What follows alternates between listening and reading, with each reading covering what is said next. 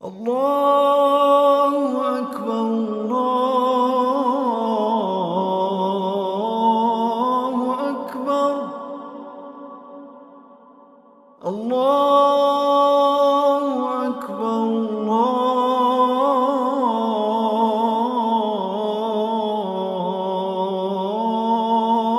الله أكبر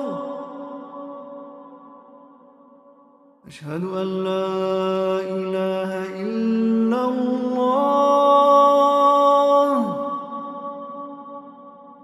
أعوذ بالله السميع العليم من الشيطان الرجيم بسم الله الرحمن الرحيم إن الحمد لله نحمده ونستعينه ونستغفره ونعوذ بالله من شرور أنفسنا ومن سيئات أعمالنا من يهده الله فلا مضل له ومن يضلل فلا هادي له وأشهد أن لا إله إلا الله وحده لا شريك له وأشهد أن محمدا عبده ورسوله. Merci beaucoup, merci à vous. Et louange à Allah qui nous a gratifié de ce mois béni, ce mois de Ramadan. Et ce mois de Ramadan, comme vous l'avez si bien dire, c'est le mois de grâce. C'est un mois que Allah a accordé aux croyants pour effacer leurs péchés.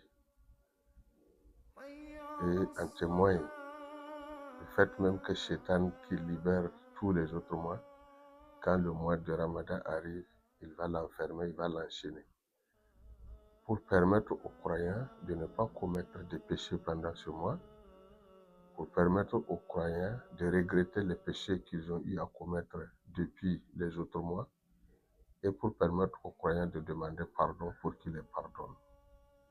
Donc c'est un mois où Allah a accordé aux croyants pour qu'ils se répandent, pour qu'ils soient purifiés de tous leurs péchés. Et le prophète, paix et salut de Dieu, lui a dit, malheur à celui-là qui laisse passer le mois de Ramadan sans que ses péchés ne soient pardonnés.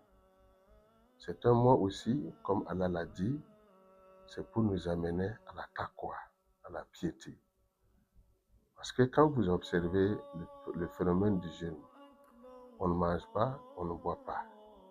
Et vous savez que quand la faim est là et la soif est là, on se rappelle à tout moment qu'on va manger, on se rappelle qu'on va boire, et du coup, on dit on a jeûné.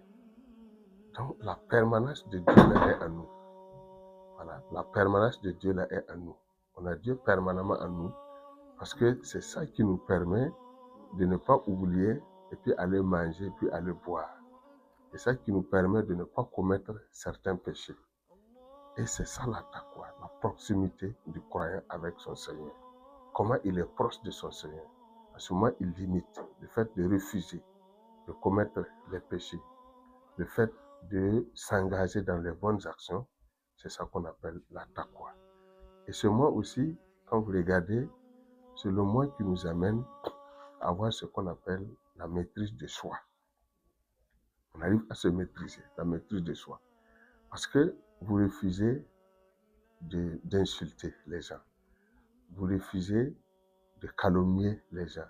Quand vous voyez des gens qui sont en train de parler des choses des autres, dont ils n'ont aucune connaissance sur, vous vous écartez. Et le prophète dit, même si quelqu'un vous provoque, dites-lui, je gêne, je gêne. Vous voyez? Et si pendant tout un mois, vous êtes arrivé à vous maîtriser comme ça, c'est que vous allez vous rendre compte que même après le mois de Ramadan, cette maîtrise de soi-là est toujours en vous. Donc le mois de Ramadan va nous cultiver à la maîtrise de soi, développer des qualités en nous, que même après Ramadan, ces qualités-là peuvent nous être utiles.